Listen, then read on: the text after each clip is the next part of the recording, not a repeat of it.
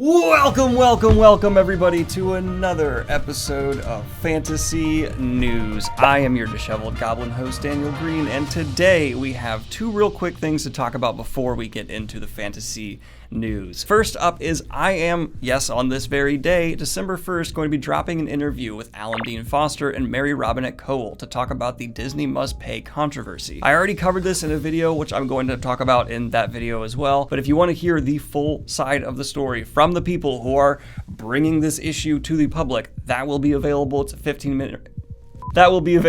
15-minute interview dropping at noon Eastern Standard Time. Next up, we also have an update to the Audible controversy that we've been covering here as well. They have made a massive step in the right direction, updating their policy so that starting in 2021, people will not be able to do unlimited returns without having anything go to the author. After 7 days. I forgot to say after 7 days. It's not quite enough. There's still a lot going on behind the scenes, and more transparency is needed from Audible overall between them and the authors for this to be resolved, but I'm happy to see this moving in that direction before sit-downs are even occurring. You can cough. I'm gonna keep that in though. But in the first major piece of fantasy news today, a major shakeup is happening in the publishing world right now. Penguin Random House has confirmed its purchase of Simon & Schuster, reducing the Big Five down to the Big Four. Now, a lot of people are going to hear that and go, what's the big deal? It's just another publishing house being absorbed by another. But there have been concerns raised. We even have this quote from American Booksellers CEO Allison Hill. The announcement today that Penguin Random House, the biggest of the Big Five publishers, is buying Simon & Schuster is alarming, Hill wrote. As the dominant player in the publishing industry, Penguin Random House purchase of another Big Five publisher, further reducing the market to the Big Four, will mean too much power over authors and readers in the hands of a single corporation. ABA will be calling the Justice Department to challenge this deal and to ensure that no further consolidation of power be allowed in the U.S. book publishing industry. So there's obviously some concern happening around this consolidation, and I'm going to be keeping my eye to the ground, my ear to the ground, to figure out, that just sounds unsanitary, to figure out what the major developments of this are going to be. Yes, it's always fun. Well, no, what am I saying? Yes, there's like some good in this. There's no good in this. It's a monopoly forming. This. It's bad. The Authors Guild has also expressed concerns about possible layoffs and less job opportunity within the industry because of this reduction. And, you know, there's a lot happening right now in publishing. The rise of self-publishing and smaller publishers, well, many of them are actually under the banner of these larger Big Four. And the future is a bit uncertain. I will keep you up to date. Keep your eye out on this yourself. And of course, if you see any stories related to this, please feel free to join the Discord server and post them in the Fantasy News section for me to cover here in the future. Self-promo. This acquisition is apparently happening for a reported $2.2 billion. So while Simon & Schuster is being bought out by Penguin Random House, it was for a pretty penny. But moving on into more fun, lighthearted fantasy news, we also had some casting for season 2 of The Witcher, where apparently Rebecca Hansen will be playing Queen Meve of Lyria and Rivia. Ooh. That's some fun, exciting casting. You may know her from, well, honestly, I haven't seen any of these projects I'm now showing on screen, but she is apparently in Baldur's Gate 3. I don't know, I think it just needed more time, and I feel like they're gonna take more time for season 2, which that gives me hope. I've seen a lot of signs there's gonna be like higher quality season 2. I've already watched the first season twice, so I'll watch it again. Really? Yeah. Okay. You just wanted to see Geralt shirtless more.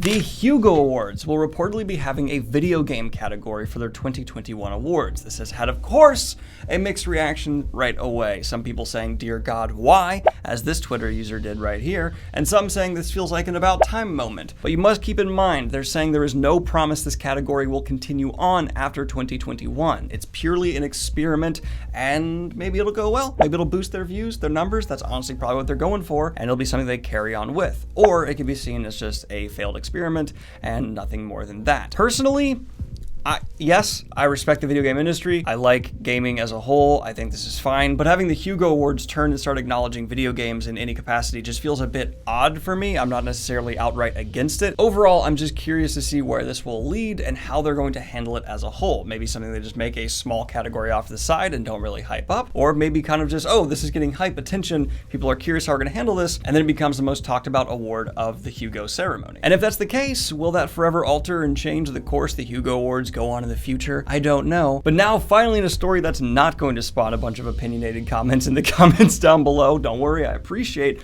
all of your opinions as long as you're respectful. But we have Rob J. Hayes' self-published fantasy books to look forward to this December list. And if you're looking for something to read as the year is closing and 2020 is coming into the past, does that make sense? As 2020 is moving behind us, there is no better place on the internet to find the most hot, spicy, interesting, upcoming self-published sci-fi fantasy books than Rob J. Hayes' monthly blog post. Also, I just want to note, for this specific month, probably the best covers I've seen consistently for like self-published fantasy. I don't know where these people are getting their covers from, but each one is a banger. Now, this is not confirmed. This is just coming from Twitter accounts that are tied within the fan base, but we've also seen the news that the Percy Jackson script for the upcoming adaptation the author is heavily involved with is reportedly completed, which I'm very excited for, even as someone who's not necessarily a huge Percy Jackson fan. And speaking of upcoming fantasy movies, apparently MyHeroAcademia will be getting a third animated movie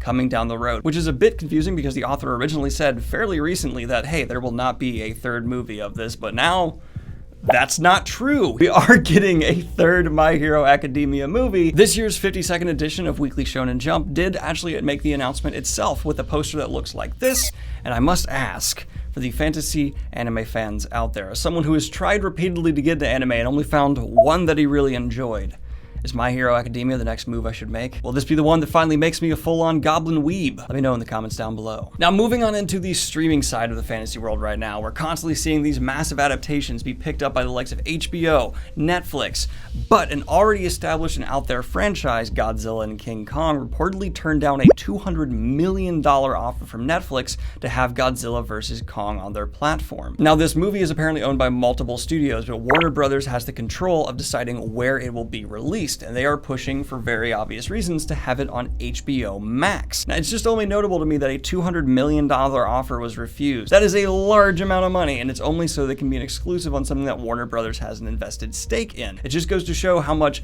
franchises matter in the modern day and age of streaming services. I don't think any of them are starving, though, just by looking at the amount of money they're willing to shell over to like comedians for a special. They're all fine. It's just a matter of who's gonna have the biggest pile of cash to throw around. An Alien miniseries is also apparently still being discussed, with showrunner Noah Hawley attached. Now, we've seen this talked about on and off for quite some time, and this is not moving forward in any drastic way. Last we actually heard about this, it was an actual no from Fox, but since they've been bought by Disney, the showrunner is hopeful that something could happen, saying he has talks from time to time, and with Disney being very aggressive with utilizing their full library, more likely to happen, I should say, than it previously was.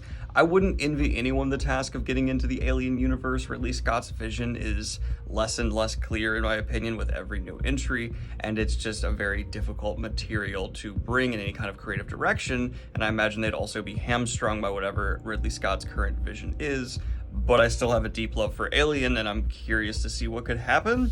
I don't know, man. It's just another franchise that they're gonna make another thing for, possibly. Now, there is a lot of headlines swarming the internet right now about Futurama's possible return, and let me put this in context. One voice cast member said that a lot of members of the cast have expressed to him that they are open to returning, and that some of the creative talent outside of the voice cast is also like open to the idea. That's it. It does not extend beyond that. There is no confirmed another season to be working on. And my God, after the number of times that Futurama has died and come back, I just don't even know what to think of as a fan anymore. Futurama is my favorite absurd sci-fi television show of all time. Yes, even more so than Rick and Morty. So part of me is like, yes, it'd be great to have Futurama back. But it also ended so well, and it's been resuscitated and murdered and resuscitated and murdered. And I'm just, how much more emotional abuse can we take? But speaking of franchises entering and or exiting graves, The Expanse Season 6 will officially be the show's last. As someone who's actually just catching up on The Expanse now, I'm not entirely sure how much of the books they have covered. I'm not sure if they've completely caught up, doing multiple books in a season, and in this last one they were able to capture the final book. Feel free to let me know in the comments down below. Please keep it spoiler free. But yeah, it's a bit sad to see The Expanse coming to an end, though honestly, as a new viewer who's looking to binge it, I feel a bit more secure going into a show with it actually being over. over. So I'm a little relieved in a strange way, though I'm sure I'm making some fans angry just by saying that. Sorry, I love you. Let's go ahead and bring this to a close, though. Thank you guys so much for tuning in to another episode of Fantasy News. Like and subscribe if you have not already. Hit the Patreon if you want to support what I do here. And have a good one, y'all. Peace. And of course, I'd like to record a special shout out to my latest high tier patrons: Aslan Chamber, Fruit Control, Oasis Entertainment, Michael A. Jordan, and Andrew Kirkland. Hope you guys are having a wonderful one. Thank you so much. Peace.